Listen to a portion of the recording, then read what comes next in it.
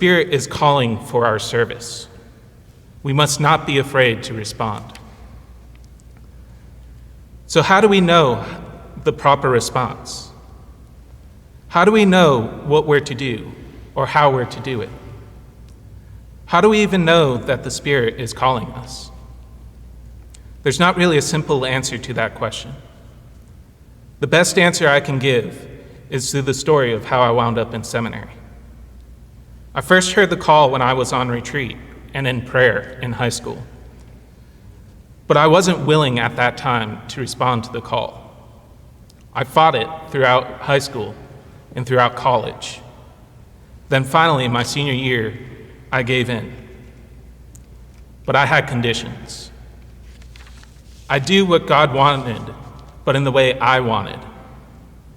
I ignored the urgings that I felt to stay in Memphis, and I returned to where I grew up, to Vermont, and applied to seminary there. A long story short, the diocese up there said no. They encouraged that I continue to pray and apply back in a few years. So I returned to Memphis and began to work. After a few years, I felt the call again. This time, though, I listened and surrendered to God's will, and I entered seminary for the Diocese of Memphis.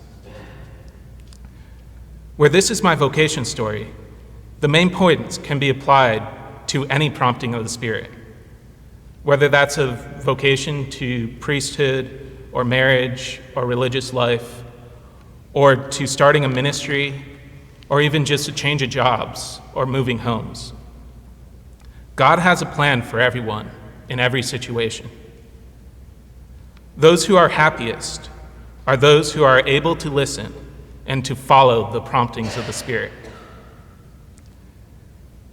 So why did I tell this story? Yes, it's my vocation story, and since this is my second weekend here, I figured it would be a good thing to allow you guys to get to know me a little bit better. But it also helps to illustrate how the Spirit works. So the things I want you to take from this are, first, that in order to hear the Spirit, we need to be in prayer. If we never pray, if we never engage God in conversation, we'll only hear what we want to hear, but never what God is actually saying. Next, when the Spirit is calling someone, He doesn't just call him once. It's a constant tugging, a constant urging that doesn't go away, no matter how hard we try to fight it. Third, when we decide to follow the Spirit, we must follow the Spirit completely. We can't try to do what we want Him to be telling us. We have to do what He's actually saying. Finally, we can't give up. Just because we give it what we thought was our best shot and failed doesn't mean we're not being called. By persevering in prayer and doing the Lord's command, while remaining open to correction and insight, both from God and the people God places in our lives, we come to know what the Spirit is asking of us. If it is a prompting of the Spirit, and if we trust in Him, things will eventually work out. If it's something else, the desire will perish. Once we know that the Spirit is prompting us and what that prompting is, then we need to know how to carry out those promptings. This is where the gifts we heard of in the second reading come into play. Each person is uniquely created by God. God created us with a plan in mind. He knows what He wants us to do and gives us the gifts necessary to fulfill it. But even among people with the same calling, God doesn't give the same gifts. Father Ernie, Deacon Joseph, and myself are very different people with different gifts, although we're called to the same priesthood. I'm sure not every married couple out there has the same vision of what marriage is, even though they're all called to be spouses.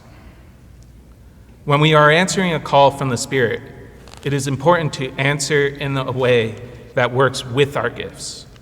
It's important for us to be ourselves and respond as ourselves to God's promptings.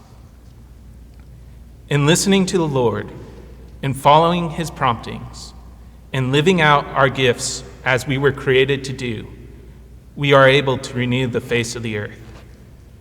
This is the mission of the Spirit, the reason he descended upon the church, that he might guide us in knowing Christ and doing his will. All who allow him to shine in their hearts are not afraid, but have joy that never ends.